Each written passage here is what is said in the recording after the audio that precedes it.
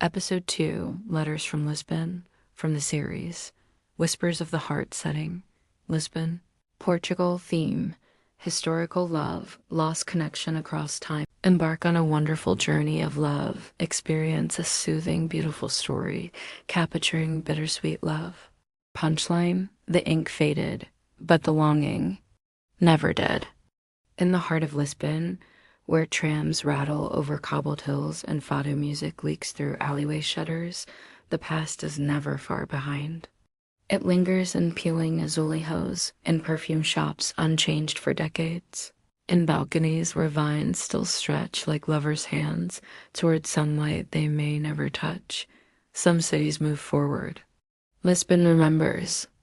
It was in such a place within a faded blue and white apartment overlooking the Tagus River that Sofia Almeida found them letters, not hers, not recent, carefully bound with string brittle from age, hidden beneath a loose floorboard behind a cracked bookshelf. She hadn't come to Lisbon looking for stories. She was there to paint, to forget, to escape the tightness of London and the tightness in her chest. Her heart had recently been broken in the modern way by ghosted texts, by silence that followed affection.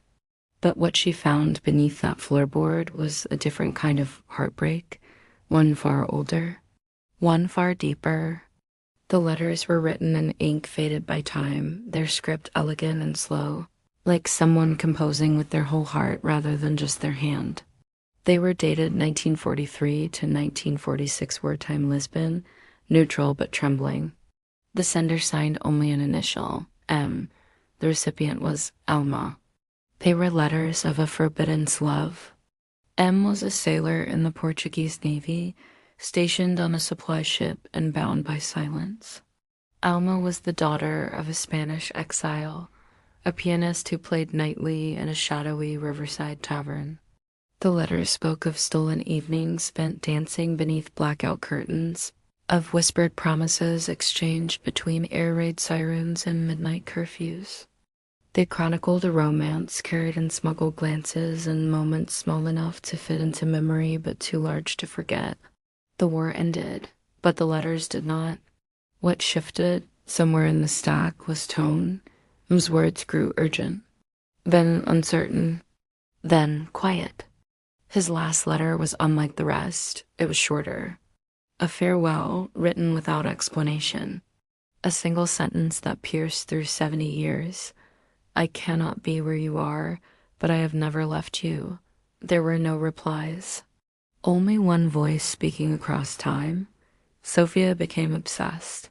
She researched maritime records, searched archives in libraries dimly lit and densely silent.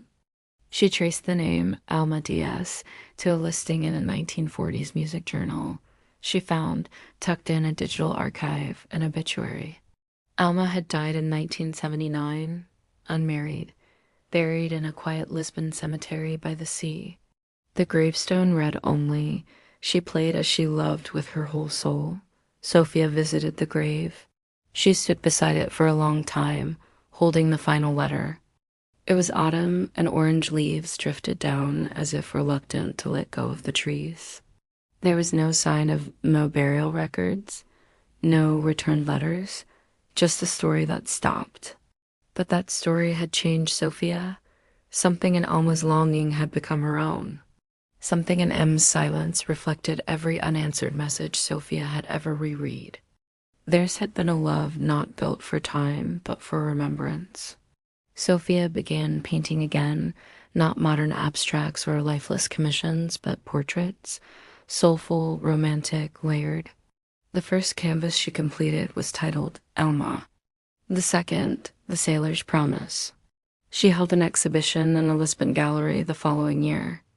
Among the visitors was a man in his 90s who lingered longest at those two pieces. He never gave his name. When asked later about the inspiration for her art, Sofia never shared the story of the letters. She simply said, some love stories were never meant to be finished, only felt. And in a city that remembers, someone did.